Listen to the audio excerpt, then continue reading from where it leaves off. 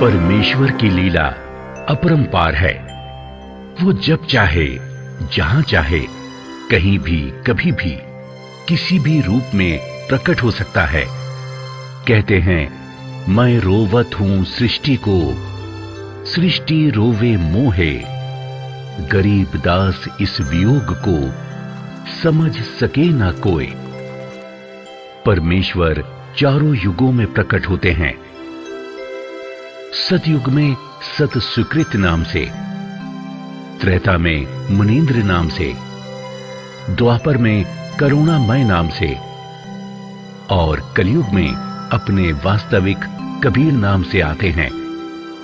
उनका पृथ्वी पर आने का उद्देश्य जीव आत्माओं को तत्व ज्ञान से परिचित करवाने और उनका मोक्ष करने का होता है। इसी उद्देश्य से प्रत्येक युग में वो परम अक्षर पुरुष अपने सतलोक को छोड़कर इस मृत लोक में आकर अपने तत्व ज्ञान का प्रचार करते हैं।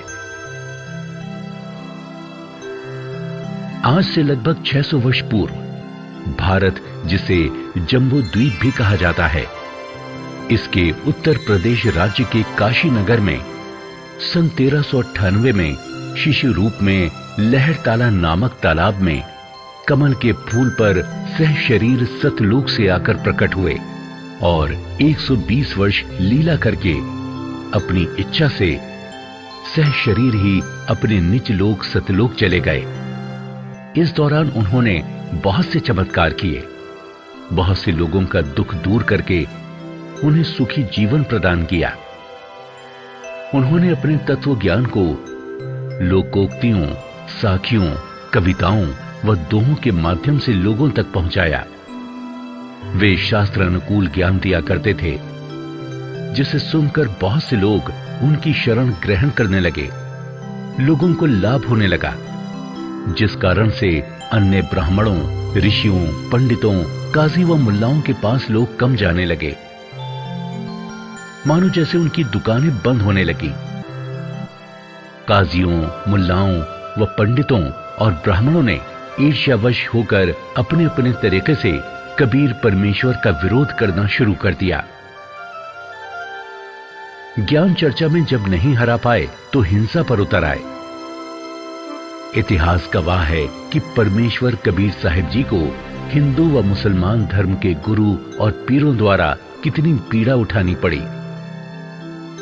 उनके जीवन काल में दुष्ट लोगों ने उनका पुरजोर विरोध किया और नकली गुरु पीरों के झांसे में आकर परमेश्वर कबीर जी पर 52 बार जुल्म ढाए।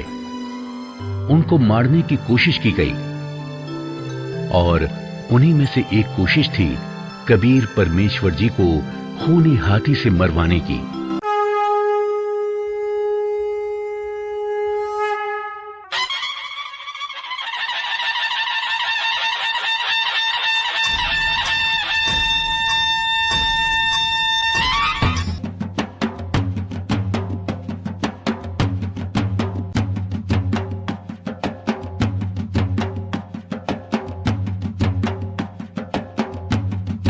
सुनो सुनो सुनो, राजा का हुक्म है कि कबीर पुत्र नीरू को कल प्रातः 10 बजे खूनी हाथी से कुचलकर मौत के घाट उतारा जाएगा।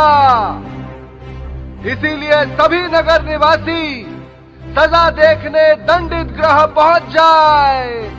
सुनो सुनो सुनो। हाँ, राजा ने बिल्कुल सही किया।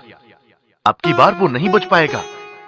हर बार बच जाता है, पता नहीं क्या जादू मंत्र जानता है। अरे राजा के पास बहुत खतरनाक हाथी है, उसे तुरंत कुचलकर मार देगा। हाँ हाँ, सही कह रहे हो। देखते हैं कल क्या होता है।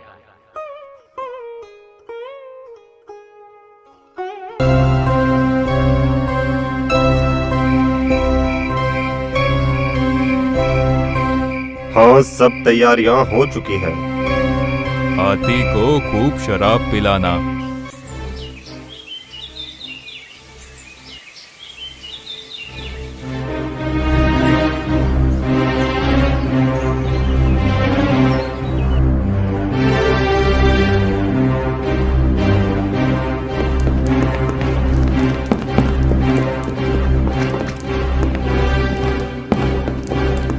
अच्छे से बांधना इस काफिर को, कहीं भाग ना जाए। आज तो इसका खेल खत्म करके ही छोड़ूंगा। अरे पिलवान, शराब और पिला दो इसको,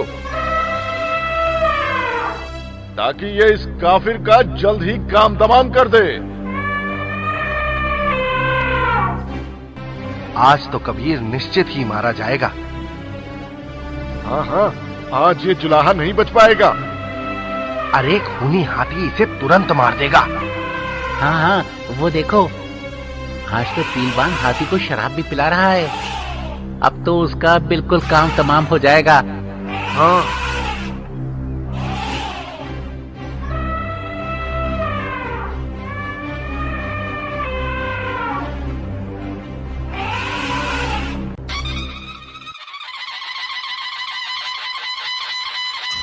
होशियार, खबरदार, दिल्ली के सम्राट सिकंदर लोधी पधार रहे हैं।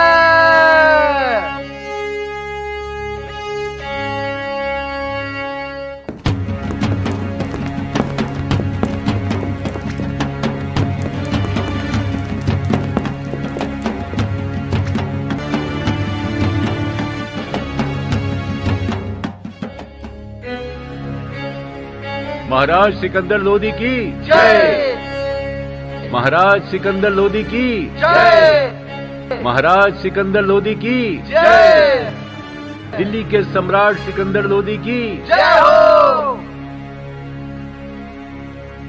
आज की दंड प्रणाली शुरू की जाए।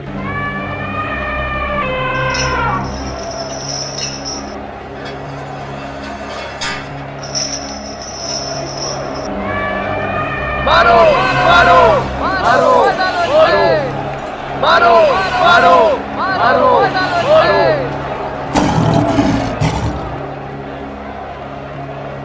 अबे क्या कर रहा है काफिर की औलाद? हाँ हाँ, ले जाकर दोबारा कुचलवा दे इसको। मारो मारो मारो मारो मारो मारो।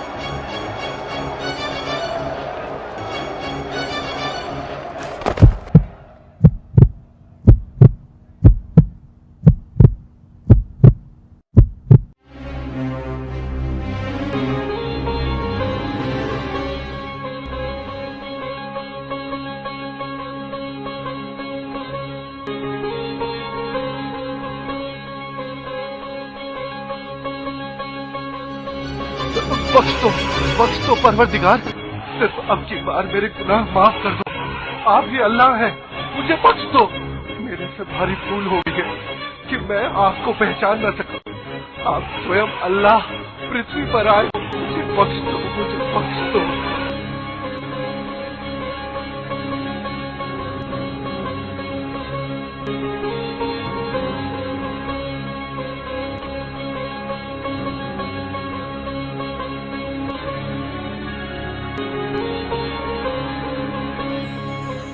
राजन अपने धार्मिक पीर शेख तकी के बहकावे में आकर ऐसी गलती ना किया करें। मैं सतलोक से तुम्हारे लिए ही तो आया हूँ। शेख तकी तो मूर्ख है, परंतु आपको तो ज्ञान है बच्चा। चलो ठीक है, माफ किया।